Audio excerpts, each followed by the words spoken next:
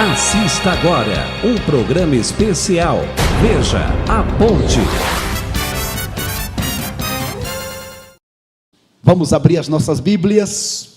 Deus abençoe a cada um que está conosco aqui nesta noite.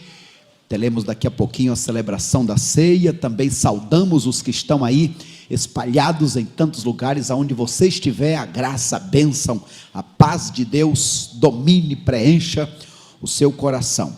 Vamos abrir as nossas Bíblias em duas partes. Primeiro, no livro de Gênesis, capítulo 25. Gênesis capítulo 26. Gênesis capítulo 26.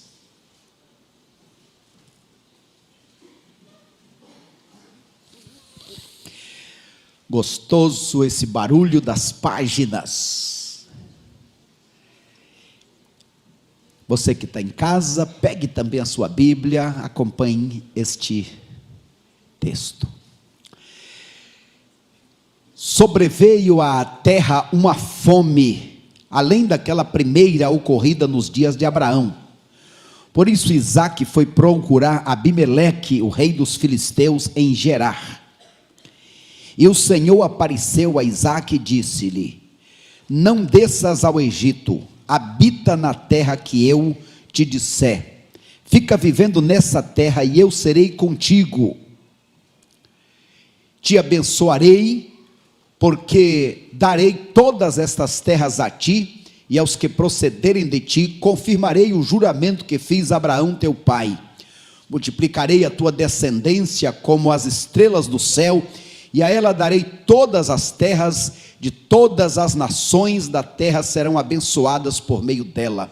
Porque Abraão obedeceu a minha voz, e guardou o meu mandamento, os meus preceitos e os meus estatutos e as minhas leis. Assim habitou Isaque em Gerar. Versículo 12. Isaque semeou naquela terra e no mesmo ano colheu 100 vezes mais, e o Senhor o abençoou. O homem engrandeceu-se, foi se enriquecendo e se tornou muito poderoso. Possuía ovelhas e gado, e muita gente estava a serviço dele, de modo que os filisteus o invejavam. E os filisteus entulharam e encheram a terra todos os poços, encheram de terra todos os poços que os servos de seu pai haviam cavado nos dias de seu pai Abraão. Abimeleque disse a Isaque: afasta-te de nós, porque te tornaste muito poderoso, mais poderoso do que nós. Agora o verso 23. Depois ele subiu dali e foi para Berseba, e o Senhor apareceu-lhe na mesma noite e disse: eu sou o Deus de teu pai Abraão, não temas, porque estou contigo e te abençoarei, multiplicarei a tua descendência por amor do meu servo Abraão. Então Isaque edificou ali um altar, invocou o nome do Senhor, e armou ali a sua tenda, e os seus servos cavaram mais um poço.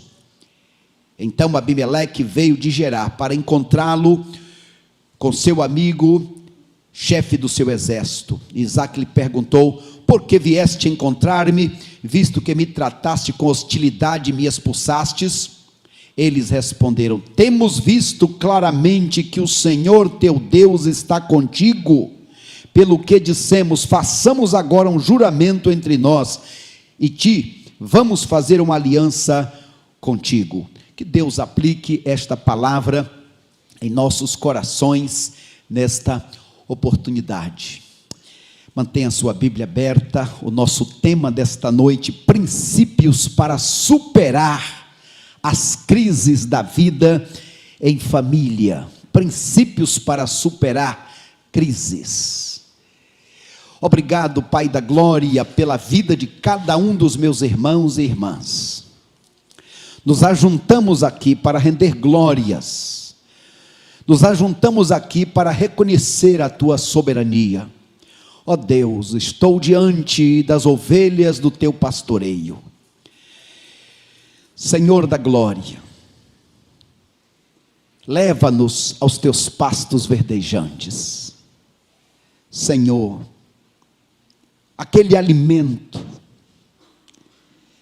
que dá vida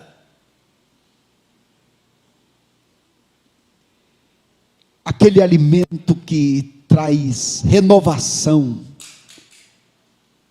espiritual, renovação emocional, renovação física. Em nome de Jesus, Pai, eu consagro a minha vida, os meus irmãos que estão aqui, os que estão agora também prestando culto em lares, em carros, em cidades. Ó Deus, aonde estiver agora, ou quando alguém ouvir esta palavra, eu te imploro, transforma em vida para a tua honra e glória. Amém, Jesus. Amém, Pai. Meus amados irmãos, falar em crise não é novidade. Quando falamos de crise em família, trata-se de algo que tem sido um constante. Se fôssemos resumir o entendimento deste mundo sobre família, se fôssemos resumir com uma só palavra, a palavra seria confusão. Há uma confusão generalizada quando se fala, por exemplo, nos papéis dos membros da família. Hoje em dia, parece que o nosso próprio Código Civil não reconhece as diferenças dos papéis dos cônjuges e dos familiares. Reconhece-se a legitimidade de relações que a Bíblia chama de adultério. Os relacionamentos, ou as relações homoafetivas cada vez caem mais em moda, mais aceitáveis. A infidelidade conjugal cresce assustadoramente, não é só dos homens contra as mulheres, mas também de mulheres com seus maridos. A traição. O índice de divórcio cresce assustadoramente em muitos estados, já passou de 50% para o número de casados que se divorciam. A cultura pós-moderna parece estar voltando para as práticas da sociedade primitiva, com muitas vezes ações, práticas animalescas. Cada dia se cria novos modelos para a vida em família, ou seja, acham que o modelo de Deus, o Criador, o mantenedor, o idealizador, parece que este modelo já não funciona mais. O que nós precisamos lembrar é que cada atitude de cada membro da família traz consequências para toda a família. Nós não vivemos sozinhos em uma ilha. O que nós fazemos, o que eu faço, traz consequência para os meus familiares. Nesta semana, calhou de poder ouvir algumas reportagens e fiquei pensando nas consequências destes acontecimentos. Por exemplo, um dono de farmácia, aqui da região do litoral, que, incomodado com os seus concorrentes, resolveu eliminar, tirar a vida, matar os donos das outras farmácias concorrentes. O caso está sendo julgado, os fatos estão sendo levantados, mas a minha pergunta é: quais as consequências, as crises que gerou na família deste que se disfarçava com uma peruca e cometeu estes crimes? Quais as consequências? Como ficam os familiares quando vão para a escola, para um trabalho? A atitude de um homem traz consequências para os outros. Ouvi também de um jovem padre, estava na sua primeira igreja. Ele tinha acabado de realizar uma cerimônia, um casamento. Ao sair, chegando em casa, ao lado da igreja, percebeu que a casa foi arrombada. Ele entrou no carro e saiu descontrolado atrás do ladrão. Encontrou na rua, acelerou o carro contra a tal pessoa. Depois de atropelar o tal líder religioso, sumiu. E foi um padre, poderia ter sido um pastor. O fato é que uma atitude dessa traz consequências. Na reportagem já dizia que a igreja o afastou, ele já não era mais o padre daquela tal paróquia. Fico pensando quais as consequências. O homem deve ter família, sua mãe, irmãos, pai. Por último, ouvi também de um deputado do Rio de Janeiro, um homem que vinha num caminho de progresso, reconhecido, aceito, valorizado por muitos, provável candidato a governador do Rio de Janeiro, mas num ato impensado viajou para a Ucrânia, lá fez o que não devia, disse o que não devia e consequentemente foi julgado, foi caçado, uma família destruída, um plano destruído. Ou seja, atos que eu e você cometemos, estes atos trazem consequências para os outros membros da família.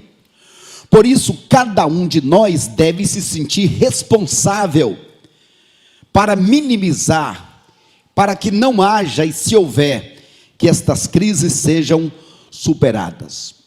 Quando olhamos na Bíblia, todas as famílias da Bíblia passaram por crises. Toda a luta do inferno é para destruir a família. João capítulo 10, verso 10 vai dizer que Satanás veio senão para roubar, matar e destruir. E Satanás tem feito de tudo para de alguma forma trazer destruição às famílias. Isso não é coisa nova, podemos dizer, mas é a televisão, são as mídias digitais, o mundo virtual, o avanço da tecnologia, tudo isso contribui. Mas eu me lembro que Caim e Abel não tinham nada disso. Quando Caim se revoltou contra Abel e o matou, e aquela família foi destruída.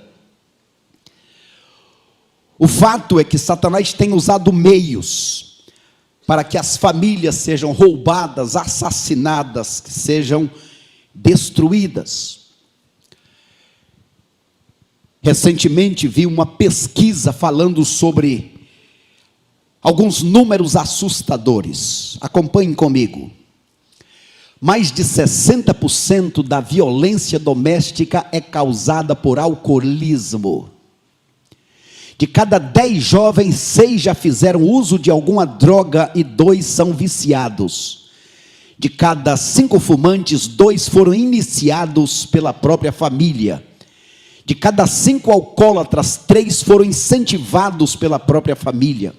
Cerca de 40% dos divórcios têm como causa o alcoolismo de um dos cônjuges. Portanto, queridos irmãos, quando nós pensamos nestes e em outros dados assustadores, nós nos lembramos da missão de Satanás de destruir a minha vida como membro de uma família, destruindo a minha vida, destruir consequentemente a família, destruir a sociedade. Por isso nós dizemos que famílias fortes é igual a igreja forte. E neste mês de maio estamos sendo convidados a pensar um pouco na família. E nesta noite eu quero convidar vocês para nós fazermos uma viagem, tomando o irmão Isaac e a irmã Rebeca, como uma ilustração de um casal que passou por crises, um casal que buscou de Deus a estratégia para superar e que superaram as crises. Pensemos então no Isaac, em primeiro momento, do seu nascimento até os 40 anos de idade. Isaac parece que não tinha muita pressa. Diferente dos seus irmãos, ele chegou aos 20, nada de casamento, chegou aos 30, chegou aos 40 e precisou da ajuda do pai, que incentivou mandando buscar uma esposa. Mas quais os diferenciais deste casal, especialmente deste homem? Isaac, ele foi concebido por um milagre em cumprimento à promessa de Deus. Sara não podia ter filho, foi resposta de oração. Ele, Isaac, nasceu num ambiente de hostilidade. Já tinha um irmão mais velho, Ismael, havia ciúme, havia contenda dentro da família por causa da rival, por causa da Agar, a mãe de Ismael. Uma vez nascido, num lar onde o pai já era um homem da melhor idade, com mais de 100 anos, este filho foi amado além da conta. O Isaac estava tomando o centro do coração de Abraão. Deus colocou Abraão em prova. Graças a Deus, Abraão tirou o impedimento. Atenção, irmãos. Cuidado quando disser: eu não sirvo melhor a Deus por causa da minha esposa, do meu esposo, do meu vizinho, do meu trabalho. Cuidado quando colocar impedimento, porque impedimento, Deus tira. Impedimento Deus tira.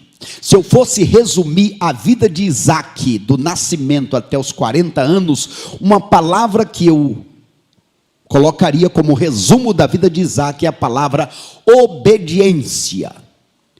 Isaac, com 13 para 15 anos, o seu pai agora já com 113 anos, ele perguntou para o pai: estou vendo a lenha, mas cadê o cordeiro? Deus proverá, meu filho. Mas Abraão amarrou Isaac, colocou Isaac em cima da lenha, em cima do altar. Se esse menino de 15, 16 anos quisesse fazer uns movimentos ali, talvez o velho papai ficasse sozinho lá naquele monte. Uma das marcas dos filhos deve ser a obediência, mesmo quando você não entende. Obedecer ao pai e à mãe tem recompensa eterna. No segundo momento, agora podemos olhar Isaac encontrando Rebeca.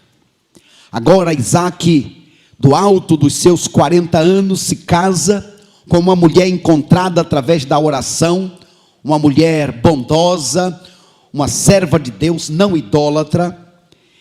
E esse casal se tornou um casal primeiro monogâmico. Ou seja, a única mulher de Isaac foi Rebeca e o único marido de Rebeca foi Isaac.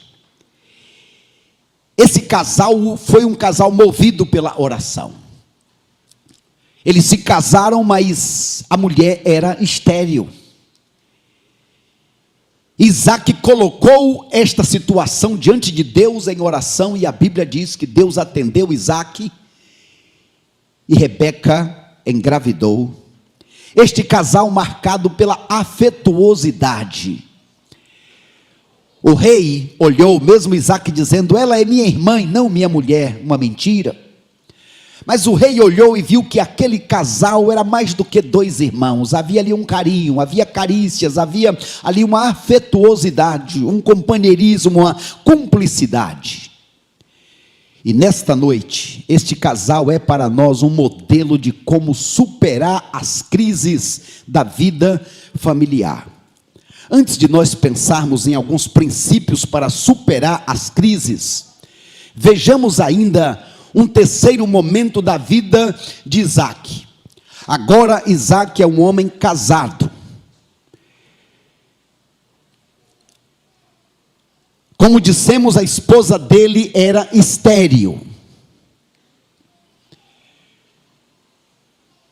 O texto vai dizer: ela era estéril, Isaac orou insistentemente, Deus ouviu e ela teve filhos. Mas com quantos anos se casou Isaac, hein, irmão Telson? Com quantos anos? Com 40. Agora os meninos nasceram, ele tinha quantos anos, Moisés? Quantos anos? 60 anos. Ou seja, passaram-se 20 anos de oração insistente. Você tem orado a Deus por algum motivo?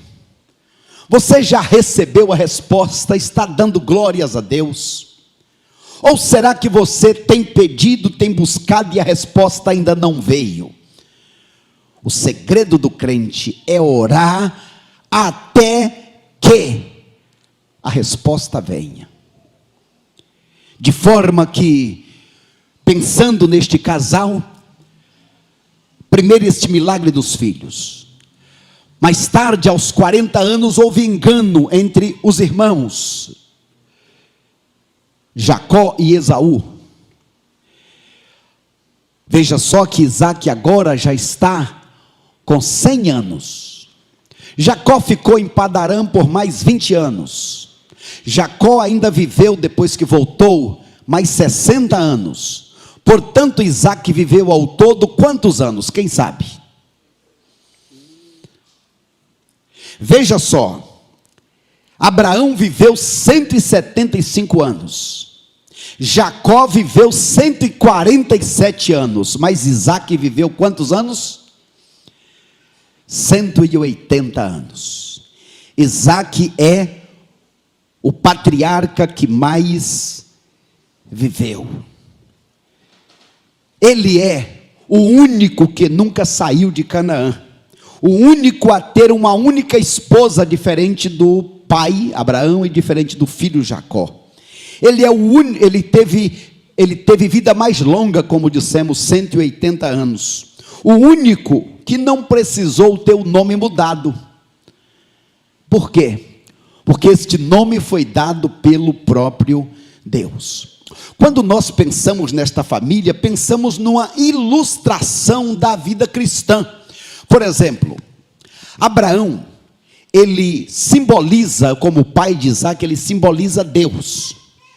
Sara simboliza a nação de Israel. Isaac simboliza Jesus Cristo, aquele que nasceu da promessa, não filho da carne como Ismael, mas filho da promessa. Rebeca simboliza a igreja de Cristo. Eliezer, aquele que foi buscar a noiva, simboliza o Espírito Santo. Labão, que enganou, que roubou, simboliza o mundo. Os camelos que levaram Rebeca para o encontro de Isaac, o noivo, representam os pastores que têm essa missão de cuidar da noiva.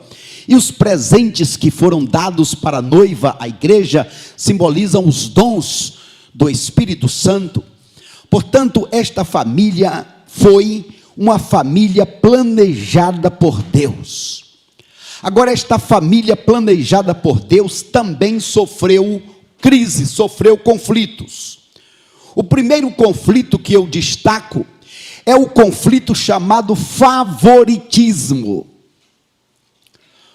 Quando os meninos nasceram, Rebeca se apaixonou pelo filho Jacó, era o filhinho da mamãe. Já Isaac gostou de Esaú, este era o filhinho do papai. Meus irmãos, o favoritismo tem sido um fator de destruição em muitas famílias. Quando alguns pais valorizam, tudo é para aquele filho e o outro fica com ciúme, o outro fica com inveja. Portanto, eu tenho uma tristeza de saber que parte da minha família foi destruída por causa do favoritismo. Porque para minha avó, o filho que tudo recebia era um, mas para o meu avô, o filho que tudo recebia era o outro. E havia uma guerra entre os dois. E esta guerra se perpetuou e cresceu ao ponto de que um tio meu tirou a vida do seu próprio irmão. No mesmo dia, assim como Rebeca, que perdeu os dois filhos, um porque foi traído, ficou zangado, o Esaú, e o Jacó, que teve que fugir. nunca mais Rebeca encontrou Jacó, porque quando ele estava viajando, estava fora, Rebeca veio a falecer. Da mesma forma, minha avó perdeu os 2 filhos no mesmo dia. Um porque foi morto aos 26 anos. Um jovem promissor, vereador da cidade, candidato a prefeito, formado em direito, se fazendo curso de letras.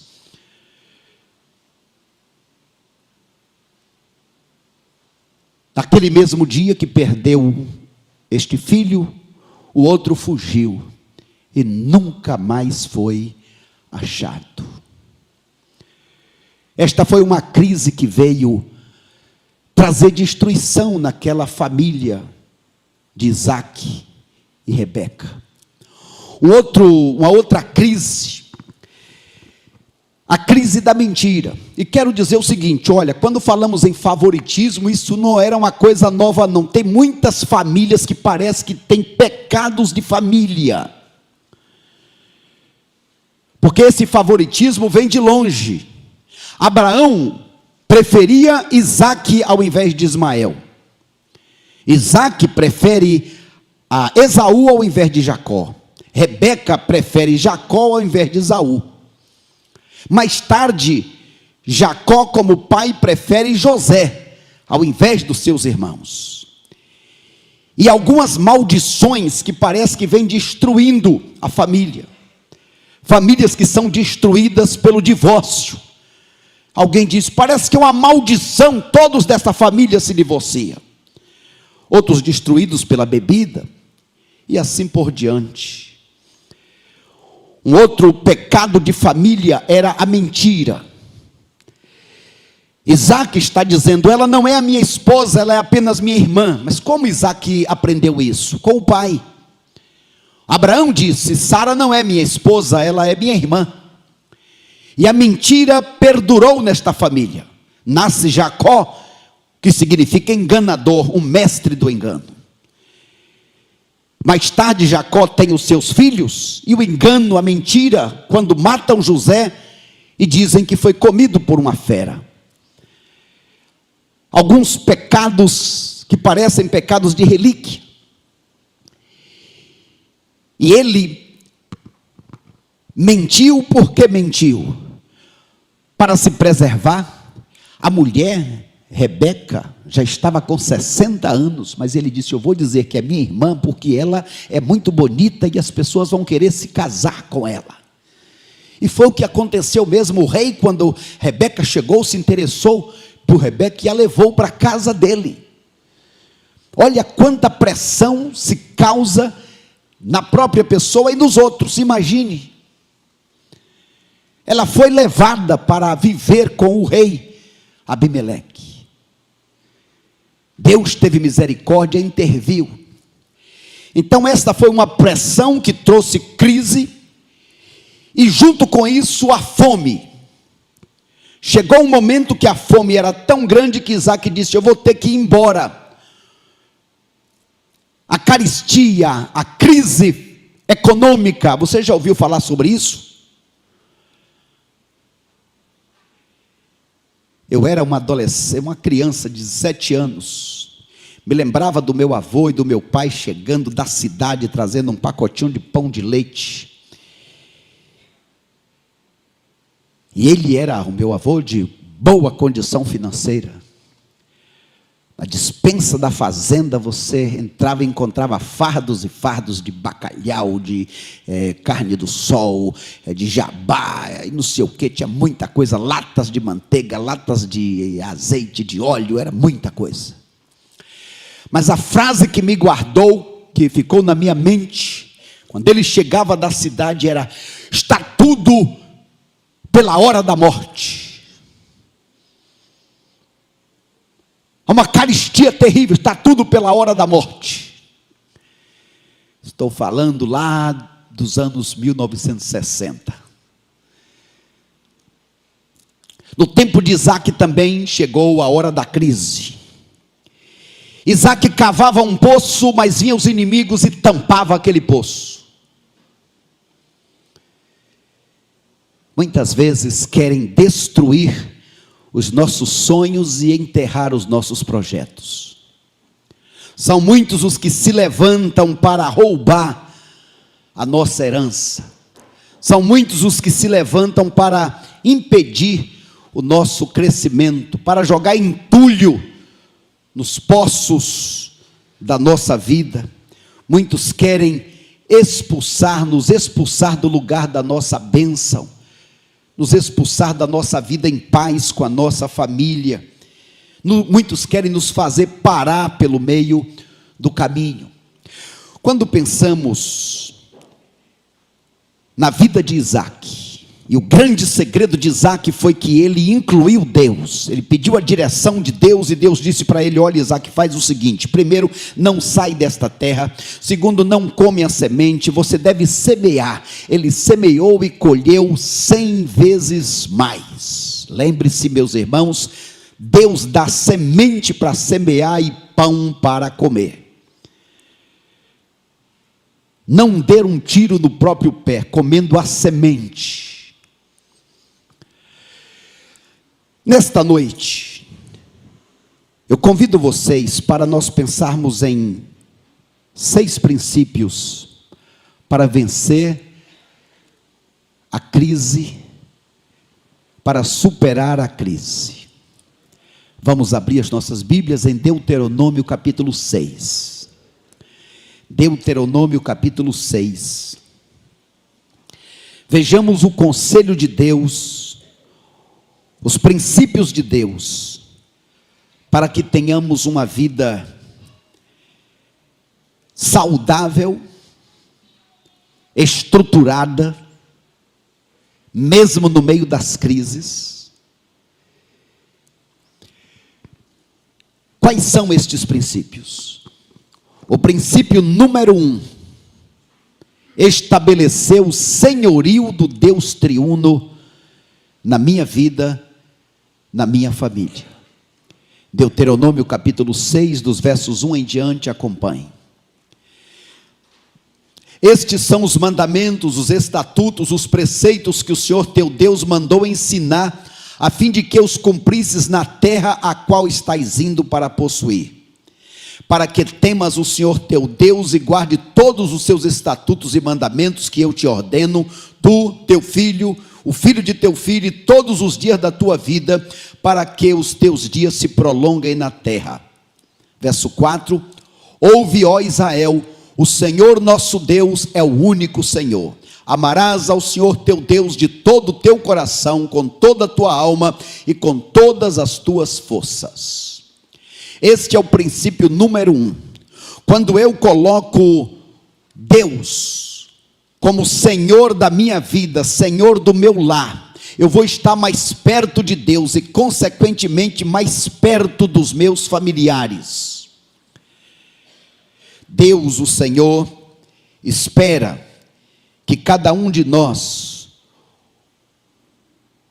possamos dar para Ele não apenas prioridade. Deus espera de nós mais do que prioridade. Deus espera exclusividade. Amarás o Senhor teu Deus de todo o teu coração, de toda a tua alma, com todas as tuas forças, com todo o teu entendimento. No mundo católico é Deus primeiro, depois vem o rosário. Mas o Senhor Deus nos ensina para irmos bem na família, para nos livrarmos de crises desnecessárias. Imagine que Isaac, ao invés de obedecer a Deus, tivesse ido para o Egito. Quais seriam as consequências? Para ele, para Rebeca e para os familiares. A palavra de Deus diz no livro do Salmo,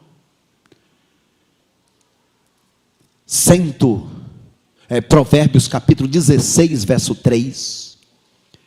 Alguém lembra o que diz lá, Provérbios 16, 3? Consagra ao Senhor todos os teus planos e projetos e serás bem sucedido. O primeiro segredo de um servo de Deus, de uma serva de Deus, de uma família, é incluir Deus. Quantos que quebram a cara literalmente porque começam o que Deus não mandou, param o que Deus disse para continuar, continuam o que Deus disse para parar. Então, o primeiro princípio é: inclua Deus.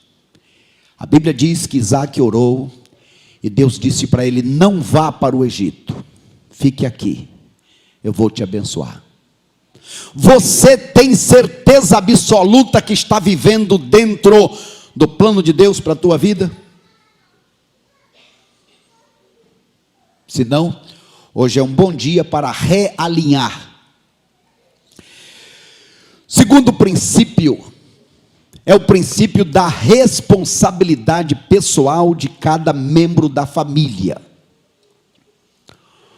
Os versículos 7 em diante, Deuteronômio capítulo 6, verso 7 em diante.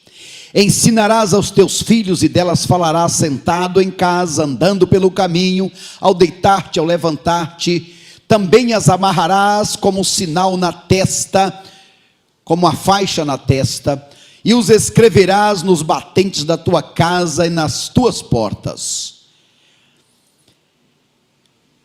Cada um com a responsabilidade de passar a palavra, de cumprir aquilo que está na sua responsabilidade de cumprir.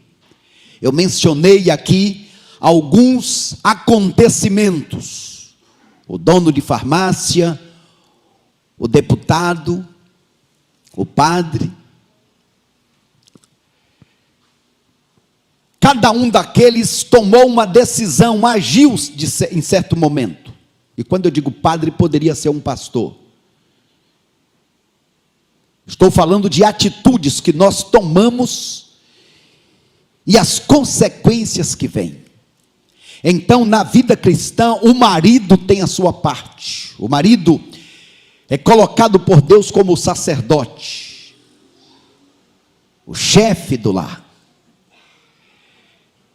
E a Bíblia não vai puxar brasa para a sardinha de ninguém.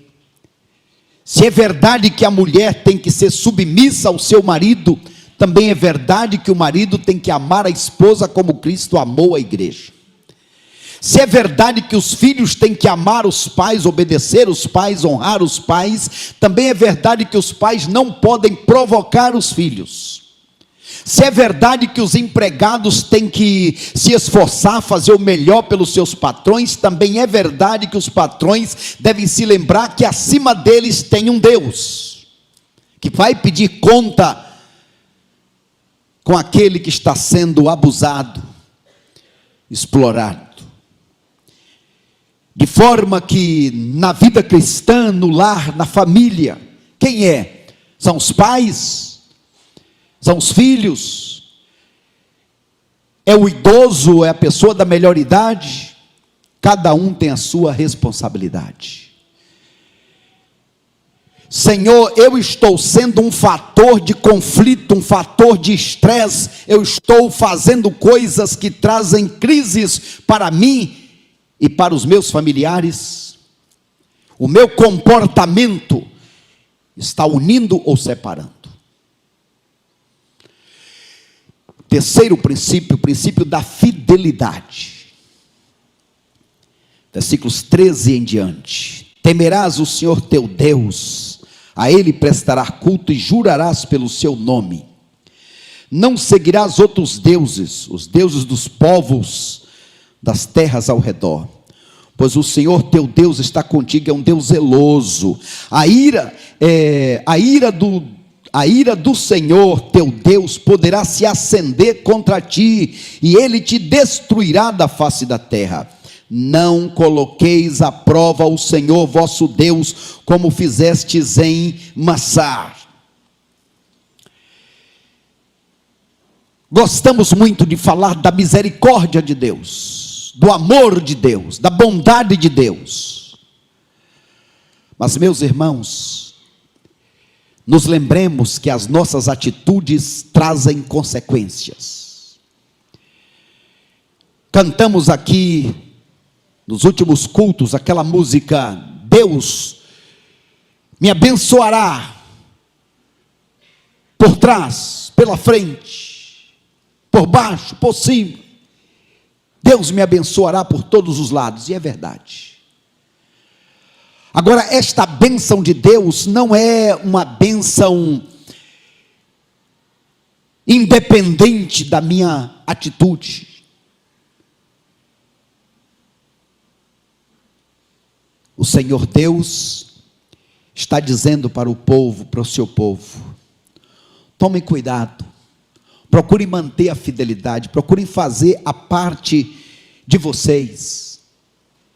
Quando pensamos em família, a fidelidade no casamento, uma só carne, não ceder à traição sexual, tomar a decisão de não se divorciar, haja o que aconteça, haja o que houver, a responsabilidade ou a fidelidade no perdoar. Como é difícil.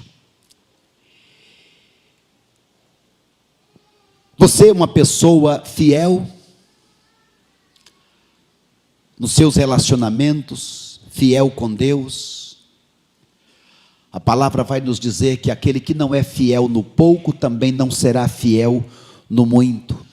A grande fidelidade a Deus se demonstra nas pequenas coisas. Vamos então para o quarto princípio, o princípio da semeadura. Isaac estava passando um tempo de fome. Deus disse: não vá para o Egito, fique na terra, eu vou te abençoar. Agora, eu vou te abençoar não significa não ter que fazer a nossa parte. Isaac teve que cavar poços e alguém foi lá e entulhou. Isaac teve que, ao invés de comer aquela semente, teve que ter a fé de lançar a semente na terra. E o resultado foi 100 vezes mais. Quando eu penso em semeadura, e penso nas crises que a vida financeira traz na vida de qualquer família, eu me lembro daquela família lá do Antigo Testamento, segundo Reis capítulo 4, quando um seminarista, isso é um aprendiz de profeta, ele era aprendiz, o profeta Eliseu era o professor. E é interessante quando a palavra de Deus mostra que aquele homem aprendiz, filho de profeta, ele vem a falecer. Só que ele tinha alguns negócios desconhecidos da esposa. E quando ele vem a falecer, vêm os credores e dizem: queremos o nosso pagamento. Mas eu não tenho dinheiro, então você vai ter que dar os seus filhos. O que você faz quando surge diante de você uma crise que está além da sua condição de resolver? Aquela mulher resolveu buscar a orientação de Deus, foi até o profeta, falou a situação: meu marido estava devendo, morreu, querem levar os meus filhos. O profeta poderia simplesmente pegar uma barra de ouro, fazer uma oração, uma barra de pedra, fazer uma oração e transformar em ouro. Mas o profeta disse: o que é que você tem em casa? Não tenho nada. A única coisa que eu tenho é um pouquinho de azeite na botija. E manda assim: isso dá para alguma coisa? Olhando pelos olhos humanos, não dá para nada. Mas é isso que você tem, coloca na mão de Deus. Então ele disse: vá, não sozinha, vá você e os seus filhos. Tome vasilhas emprestadas o máximo que você puder e enche essas vasilhas. Com o que você fizer, você vai vender, e dessa venda você vai pagar a dívida e viver do resto. Eu pergunto, irmã Eliane, foi um milagre grande ou pequeno?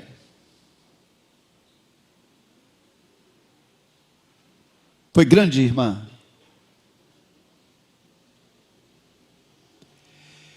Agora, irmãos, toda a família teve que fazer parte. Existem muitas famílias em situação de crise, mas o filho adolescente não está sabendo o que o pai está passando. A esposa não foi informada. E gastos estão sendo feitos. E as consequências vêm. Há mais de 30 anos eu escrevi o que eu chamo de os meus 10 mandamentos de equilíbrio da vida financeira. Quais são estes 10 mandamentos? Vocês podem me ajudar? Para evitar crise financeira. Vamos lá comigo. Primeiro lugar, reequilibre suas contas. Segundo, mesmo sem trabalho fixo, procure ganhar alguma coisa. Peça a Deus criatividade, se esforce, tem jeito. Terceiro, evite ao máximo tomar vale ou fazer despesa confiando no que irá receber. Quarto, aprenda a ganhar, receber para gastar, isto é, administrar. Tem pessoas que não recebem salário, recebem pagamento. Recebeu, pagou aqui, pagou ali, pagou lá, pronto, não tem mais nada. Isso gera crise, decepção, tristeza. Quinto, separe impreterivelmente primeiro o dízimo de Deus. Quando você é fiel no mínimo, na hora da crise, não por seu merecimento, mas porque Deus disse que fará, pode fazer prova de mim. Deus, que não falhou, não falhará jamais. Sexto, ao receber seu salário, dinheiro, ore, agradeça e peça a Deus sabedoria para administrar. Que coisa boa é você poder pegar o dinheiro e administrar. Uma das maiores alegrias da vida é poder ir dentro de um mercado, andar pelas prateleiras, você anda para lá, anda para cá, vai no shopping, olha tudo e diz assim: eu não preciso de nada. Eu não preciso de nada, não quero comprar nada. A outra grande alegria, comprar alguma coisa, crédito ou débito? Débito, não tem alegria maior.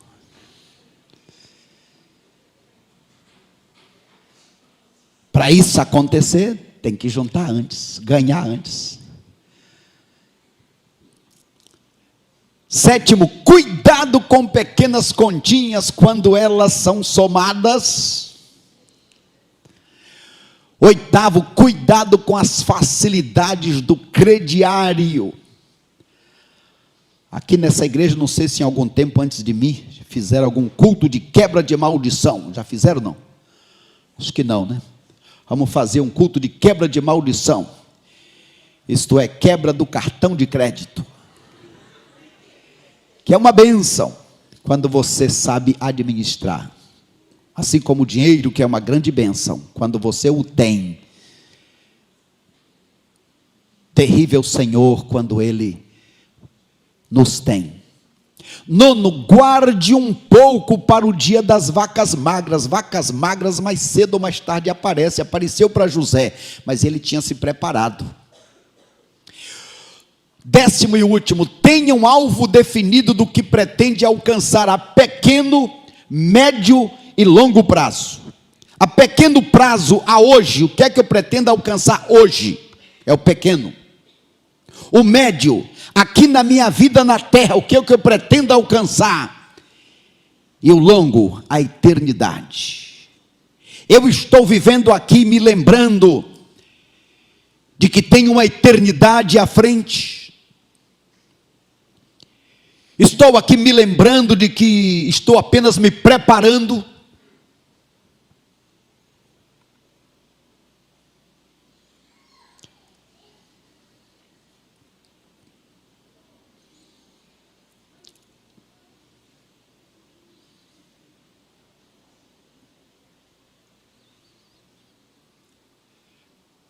para evitar a crise financeira. O princípio da semeadura. Toda família deve fazer parte. Vamos então para o quinto princípio. O princípio da mutualidade. Irmãos, entramos no mundo, precisamos de pelo menos duas pessoas. O médico, a mãe. E para sair precisamos de pelo menos 6 pessoas para segurar na alça do caixão.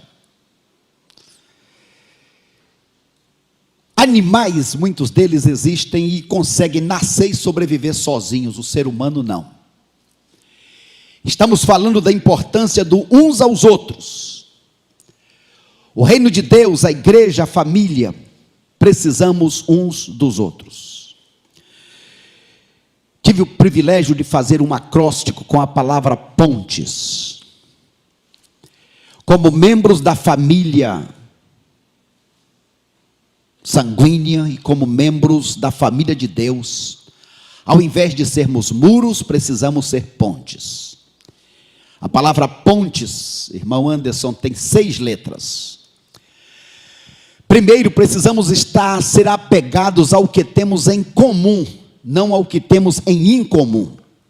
Ou seja, defeitos temos demais. Porém, nos lembramos daquela frase: aquilo que nos une é maior do que aquilo que nos separa. Problemas em família não faltam. Mas o que é que temos em comum? Temos um nome da família Silva, a família Andrade, a família Mendes e assim por diante. Na hora do sepultamento, muitas pessoas choram, e choram pelo que não fizeram.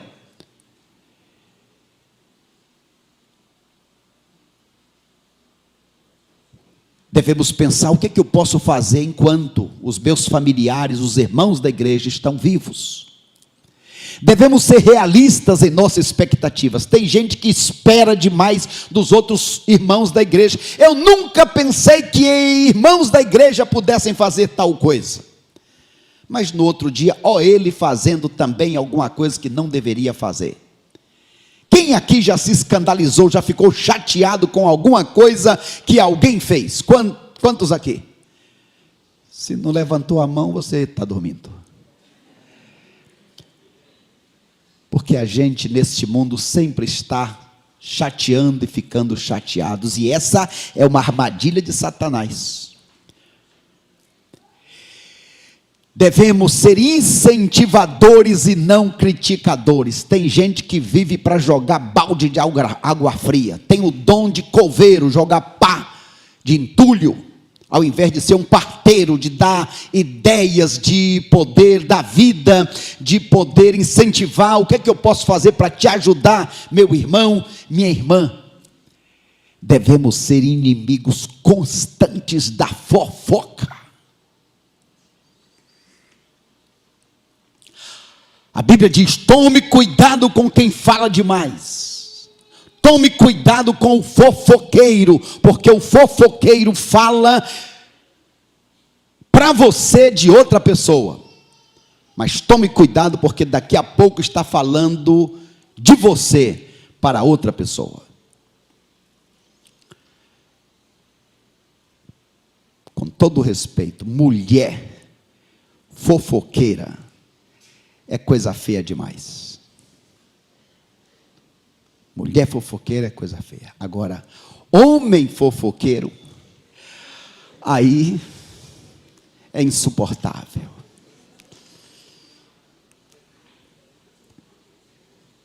Devemos ser inimigos constantes da fofoca. Devemos ser solucionadores de conflitos, assim como Deus é. Devemos ser apoiadores dos pastores e líderes, no caso em casa, apoiadores dos pais, apoiadores dos filhos, apoiadores uns dos outros. Partindo para os momentos finais, o último princípio destacado nesta noite, o princípio da eternidade. Deuteronômio capítulo 6 termina dizendo que a coisa não termina aqui. O Senhor nos ordena que obedecêssemos a todos estes estatutos, que temêssemos o Senhor nosso Deus para o nosso bem em todo o tempo, para que Ele nos preserve em vida como estamos hoje.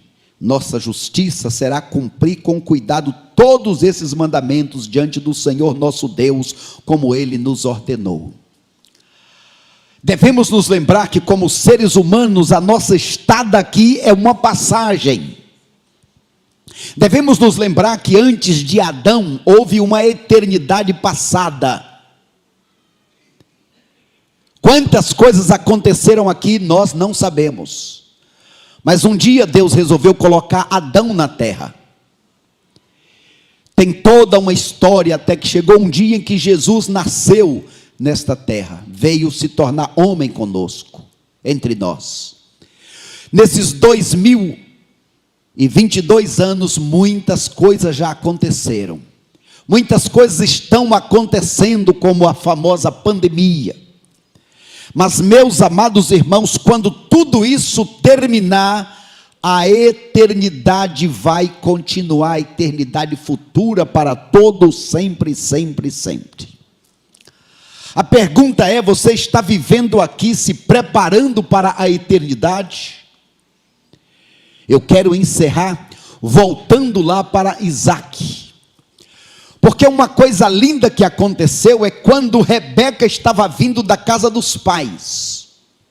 No meio do caminho ela parou e olhou, ela viu Isaac. Isaac também não estava em casa, vinha do campo. No meio do caminho olhou e viu Rebeca. Eles se encontraram no meio do caminho.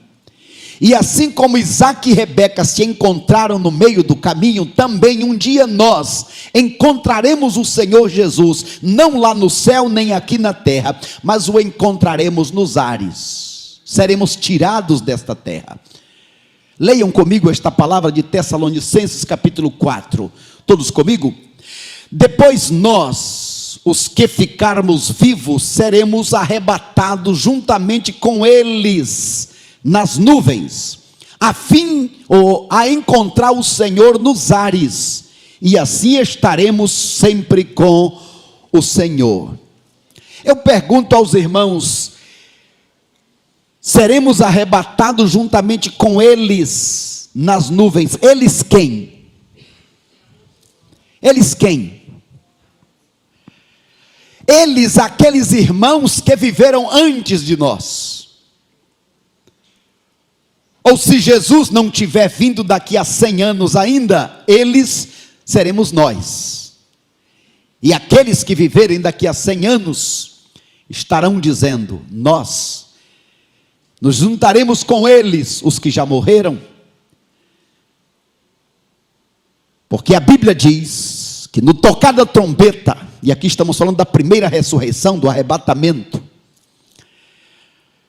no tocar da trombeta, os mortos em Cristo ressuscitarão primeiro. Não é a ressurreição geral ainda. Os mortos em Cristo ressuscitarão primeiro.